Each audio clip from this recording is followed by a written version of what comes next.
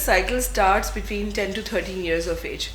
And before that, some signs and symptoms starts. For example, breastfeeding starts before the age of 10 years, and similarly, but there are certain limits. If the child is starting having the signs of puberty or even the menstruation before the 8 years of age.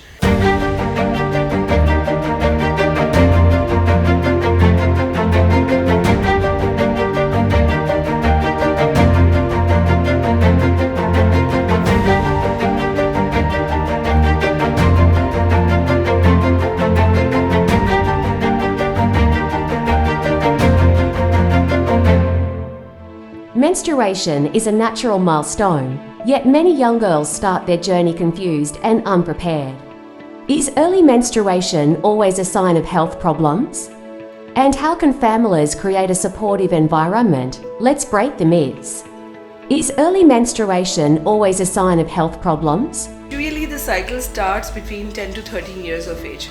And before that, some signs and symptoms starts. For example, breastfeeding starts before the age of 10 years, and similarly, but there are certain limits. If the child is starting having the signs of puberty or even the menstruation before the 8 years of age, it is early, and there can be a problem with that. There can be some disease or there can be some pathology.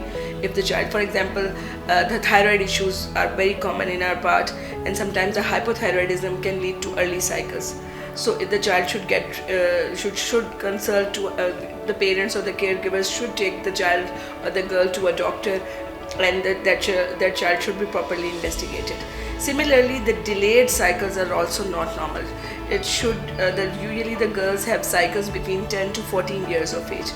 If the child is not having cycles till the 14 years of age, then it is also, there can be a problem in that also. So early cycles or delayed cycles both can have some pathology. So if the child should be investigated, and some blood tests can be done, like I've told you, the hypothyroidism or low levels of thyroid can lead to early cycles or sometimes delayed cycles also. And some hormonal issues like decreased hormonal levels, which are FSHL and estradiol, can lead to delayed cycles or delayed puberty. So all these two things should be investigated properly, and that they can be treated also. Do young girls need to tough it out during their first periods? Because what happens is when you're actually taking it all in. When they talk about it to their mothers and sisters, they usually tell them that it's a part of being a woman. It's a process.